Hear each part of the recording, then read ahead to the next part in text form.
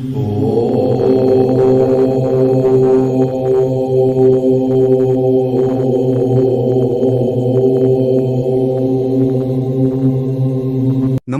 प्रिय दर्शकों, हम एक बार फिर आप सभी के समक्ष प्रेरणादायक और ज्ञानवर्धक वीडियो लेके आए हैं। आशा करता हूं आपको पसंद आएगी।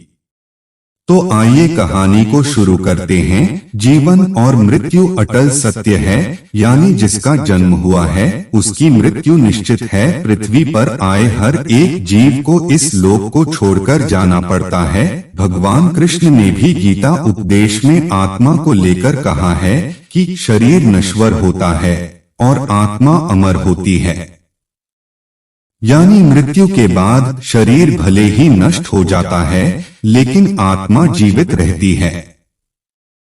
अब प्रश्न यह है कि यदि आत्मा जीवित रहती है तो मृत्यु के बाद आत्मा का क्या होता है? इसका जवाब आपको हिंदू धर्म के महत्वपूर्ण और पवित्र ग्रंथ गरुड़ पुराण में मिलेगा। गरुड़ पुराण में भगवान विष्णु के वाहन पक्षीराज गरुड़ पूछते हैं, हे नारायण, मृत्यु के बाद आत्मा का क्या होता है और आत्मा कितने दिनों के बाद यमलोक पहुंचती है?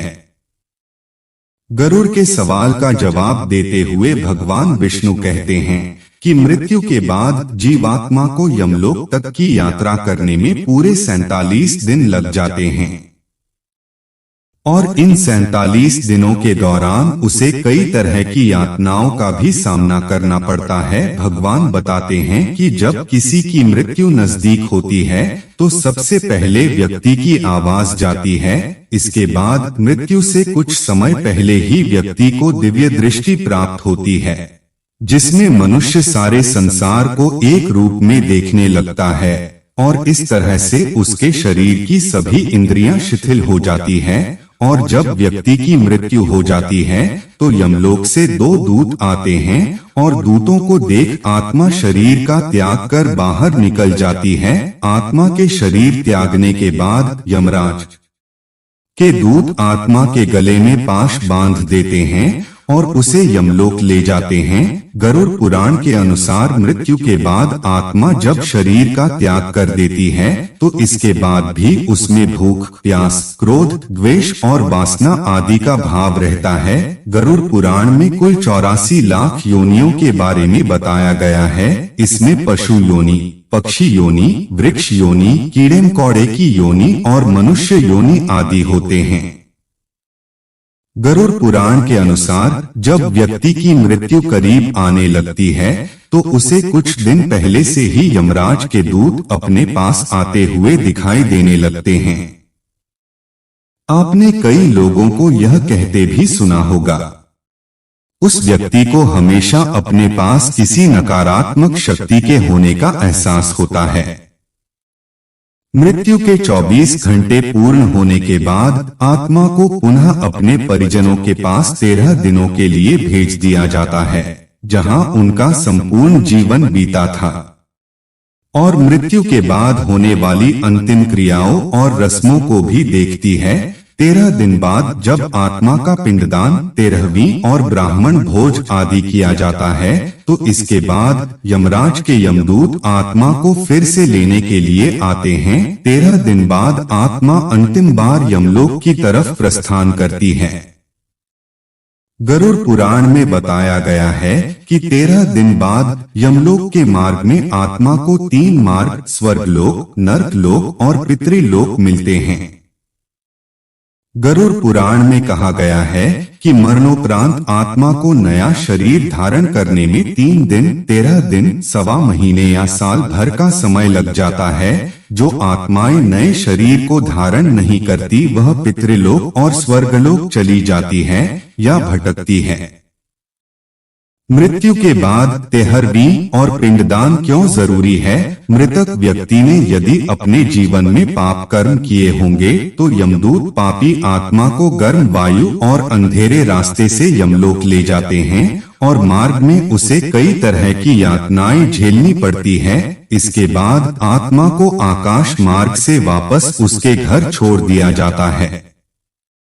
कहा जाता है कि मृत्यु के बाद मृतक की आत्मा अपने परिवार वालों के साथ पूरे 13 दिनों तक रहती है और मृत्यु के बाद होने वाली अंतिम क्रियाओं और रस्मों को भी देखती है।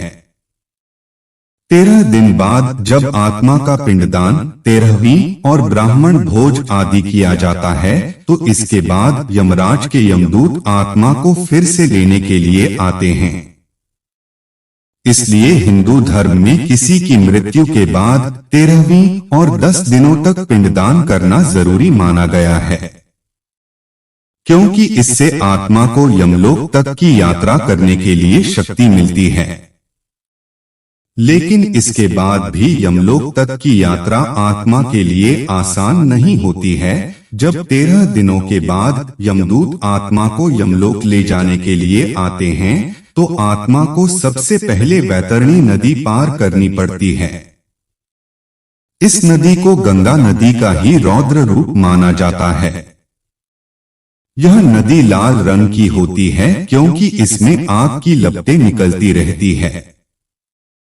नदी पार करते हुए आत्मा को खतरनाक जीवों का दंश भी झेलना पड़ता है। इन नदी को पार करने में पूरे 47 दिनों का समय लग जाता है।